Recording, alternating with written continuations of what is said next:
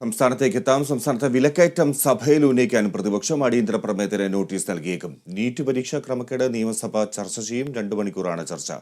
വിഷ്ണു കരുണാകരൻ വിവരങ്ങളുമായി. വിഷ്ണു, വിലക്കയറ്റം എങ്ങനെ ഉന്നയിക്കാനാണ് പ്രതിപക്ഷം തീരുമാനിച്ചിരിക്കുന്നത്?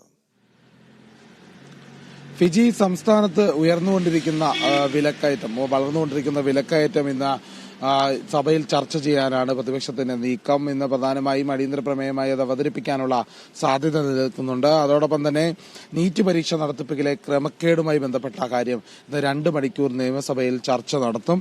അതിനുശേഷം +1 സീറ്റ് പ്രതിസന്ധിയുമായി ബന്ധപ്പെട്ട വിഷയം ഇന്ന് ചോദ്യോത്തര വേളയിൽ ഉന്നയിക്കാനും സാധ്യതയുണ്ട്. വന്യജീവി ശല്യം മൂലമുണ്ടായ കൃഷിനാശങ്ങൾ അടക്കമുള്ള കാര്യങ്ങൾ ഇന്ന് ശ്രദ്ധ ക്ഷണിക്കലിന് ഉള്ളിൽ കൊണ്ടുവരും എന്നും വ്യക്തമാകുന്നുണ്ട്. ഏതായാലും വിദ്യാഭ്യാസ കൃഷി വകുപ്പുകളുടെ ഉപധനഭർദ്ധന ചർച്ചകളിൽ ഇന്ന് സഭയിൽ ഉണ്ടാകും. അത്തരത്തിലുള്ള കാര്യങ്ങളാണ് പ്രധാനമായും ചർച്ച ചെയ്യുക. കഴിഞ്ഞ ദിവസം TP ചന്ദ്രശേഖർ വധവുമായി ബന്ധപ്പെട്ട കാര്യം നിയമസഭയിൽ ചർച്ചയായിരുന്നു.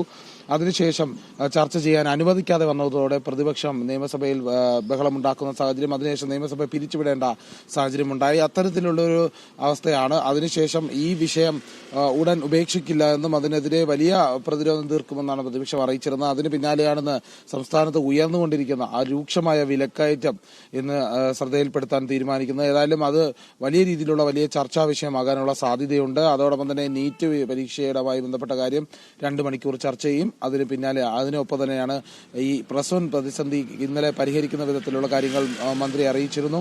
എന്നാൽ അതുമായി ബന്ധപ്പെട്ട ചോദ്യങ്ങൾ ഇന്ന് ചോദ്യോത്തര വേളയിലും ഉണ്ടാകും. ഫിജി.